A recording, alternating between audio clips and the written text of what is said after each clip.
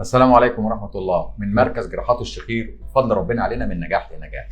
النهارده الحقيقة الأستاذ أحمد عبد الباقي 33 سنة. يا جماعة 33 سنة وشخير وخنقة وقصة كبيرة، حاجة صعبة.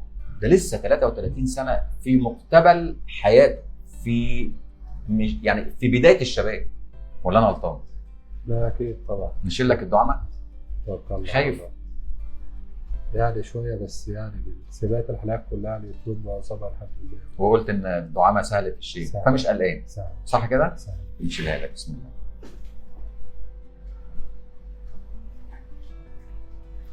ثانية. نضف بقى مناخيرك كده بسيط خالص.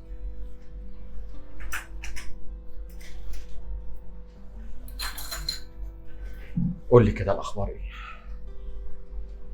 لا الحمد لله أحسن؟ أفضل الحمد لله. كما توقعت؟ ولا أقل ولا أحسن ولا معقول؟ لا كما توقعت الحمد لله. قول لي إيه اللي يخليك تعمل عملية وأنت في السن الصغير ده؟ العملية أنا كان صوت عالي جدا وأنا نايم. كم سنة وأنت صوتك عالي؟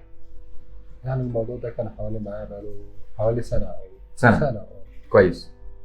وخصوصا لما وزني بدأ يزيد، أعتقد يعني المشكلة بدأت تبان. انقطاع نفس أثناء النوم. انقطاع نفس؟ أنت عندك 33 سنة. انقطاع نفس أثناء النوم. كنت ما باخدش كفايتي من النوم، فكنت معظم الوقت أحس إن أنا محتاج أنام يعني. محدش خوفك من العملية وأنت صغير وهتعمل لوز وهتعمل حاجز أنفي؟ والله أنا قلقت من اللوز، يعني كذا حد قال لي اللوز هتبقى متعبة. كويس. بس لما سمعت الحلقات على اليوتيوب ومعظمها وكذا حد خصوصا كان عامل اللوز قال لك بتبقى متعبة في أول كذا طب ولما يوم، وبعد جربت؟ كده النتيجة. ولما جربت، سيبك من اللي سمعته. والله لما بعد جربت. ما عملت العملية أول 3 أيام كانت الدنيا صعبة شوية، خصوصا موضوع البلع طبعا. اليوم الخامس كنت بقلق إن أنا أنضف الدعامة شوية، بس بعد كده من اليوم الخامس بدأت أقعد نفس من الدعامة أحيانا حتى وهي موجودة. تمام. لا الشخير بقى والخنقة والقصة الأساسية اللي أنت جاي بيها، لا الحمد لله النتيجة بقت أفضل يعني. بعد قد إيه؟ ابتديت تحس بالنوم أفضل كصوت وكخنقة بعد قد إيه؟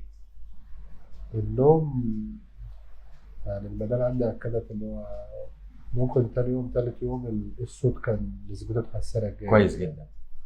وأنا بقيت بقى بدأت أحس إن أنا أنام وقت طويل مش متقطع يعني. بسرعة على طول. الحمد لله. وتصحى الصبح فايق أكتر شوية؟ بقيت أصحى فايق عن الأول. أخذك في الاعتبار إن لسه في دعامة في الأنف ولسه في سدة في الأنف والأمور لسه ما لسه اتحسنتش زي ما لسه إحنا عايزين. تمام. أحسن دلوقتي؟ الحمد لله والله. شكلك مرهق، أنت إيه جاي ماشي ولا؟ نعم. لا والله بس المواصلات مواصلات. يعني وقت طويل يعني. معلش.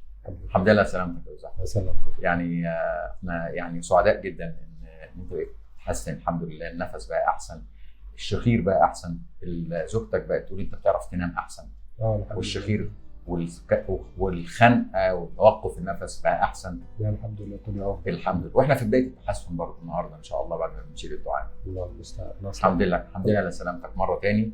ويعني زي ما بنقول دايما ده فضل من ربنا علينا وعلى عيانينا. الحمد لله. الله يصلح حالك. عايز تقول اي حاجه حلوه او وحشه؟